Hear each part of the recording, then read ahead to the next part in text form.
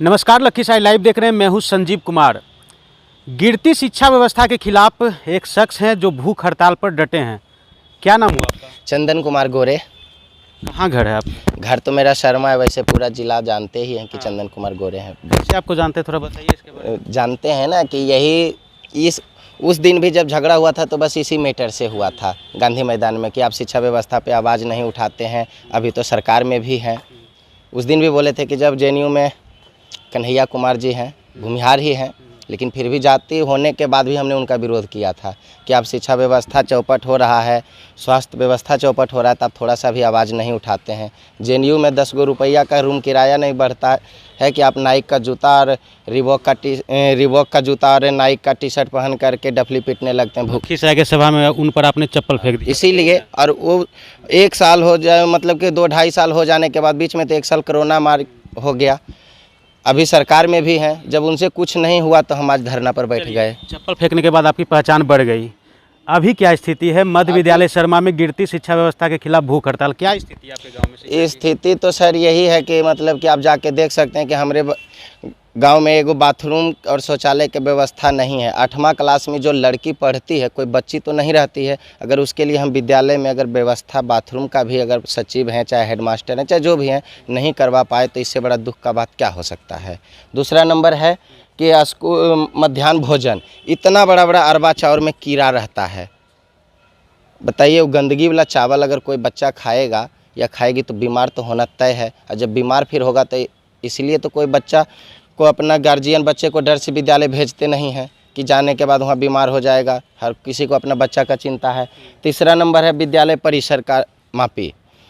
विद्यालय के बगल में जिन जिन का ज़मीन है, अभी के टाइम में पूरब साइड और उत्तर साइड देखा जाए तो जहाँ की 25-25 फीट ज़मीन दीवार से दूर तक था, आज के टाइम में 5 फीट भी नहीं है, सब कब्जा कर लिया गया है।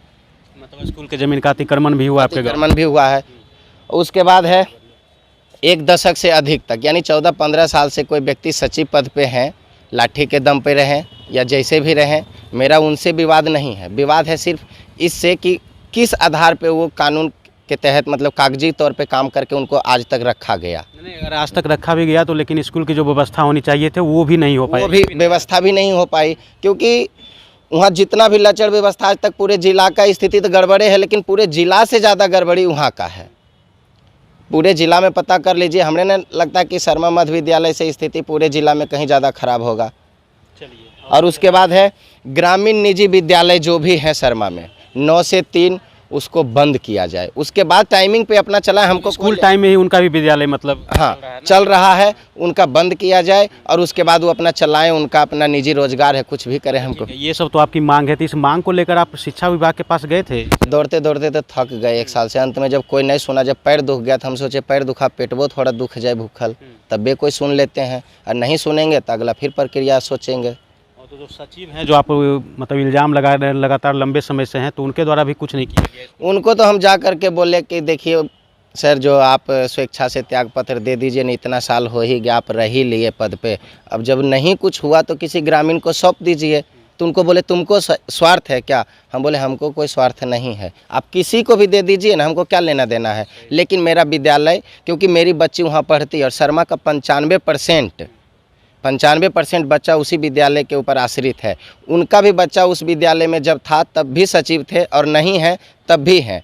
लेकिन जब उनका बच्चा उस विद्यालय में सचिव था तो पूरे जीवन उनका 10th तक या जो भी कहें डीएवी में गुजरा। उस विद्यालय में एक दिन हाजिरी तक नहीं बनाया जाकर बच्चा। तो ये सब जो मामला था, इसको लेकर जिलाधिकारी या स्थानीय सांसद, स्थानीय विधायक, इनसे कोई बातचीत आपकी? हाँ, विधायक जी से भी बात हुई थी, तो विधायक जी तो अपने में मस्तमौला थे, लेकिन फिर भी दोबारा कार्रवाई के लिए आश्वासन दिए कि नहीं चंदन परेशान न हो, वो हम कार्रवाई करेंगे और देखिए आगे होता है क्या।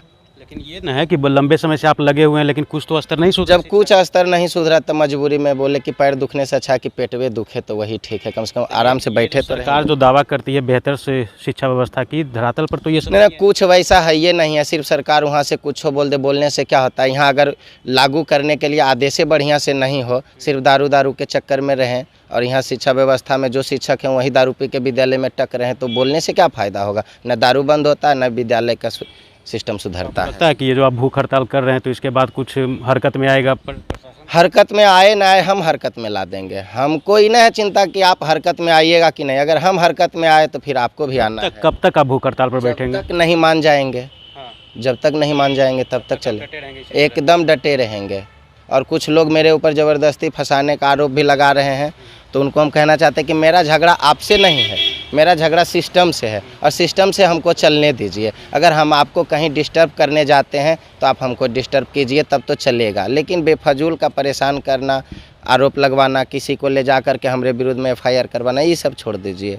तो आप अकेले यहाँ पर भूख हड़ताल पर? अकेले बैठे हैं और विश्वास है ग्रामीण लोग कहाँ से आएंगे, इतना डर है लोगों में। और जानबूझ सवाल तो ये भी है ना कि जिस गांव के लिए आप आवाज़ उठा रहे हैं अपने गांव के लिए, तो ग्रामीण को भी इकट्ठा होना चाहिए इसमें। होना चाहिए, लेकिन कह तो रहे हैं कि जब से एक भी गांव के व्यक्ति डर से नहीं आते हैं, उनकी कोई मजबूरी भी हो सकती है। किन से डर है? वहाँ के जो मतलब कि कुछ हैं बाहुबली लोग, उनसे डरते हैं, उनसे डर रहे हैं, इसीलिए तो नहीं आ रहे हैं। वो बेचारा वो तो अपने बच्चे के जीवन के साथ खिलवाड़ कर रहे हैं। खेल, अब उनकी भी कुछ मजबूरी होगी। अब हम ज़्यादा तो नहीं कुछ बोल सकते हैं, लेकिन इतना विश्वास है, फ़ोन करके चाहे जैसे भी हो आश्वासन दे रहे कि भाई हम तुम्हारे साथ हैं।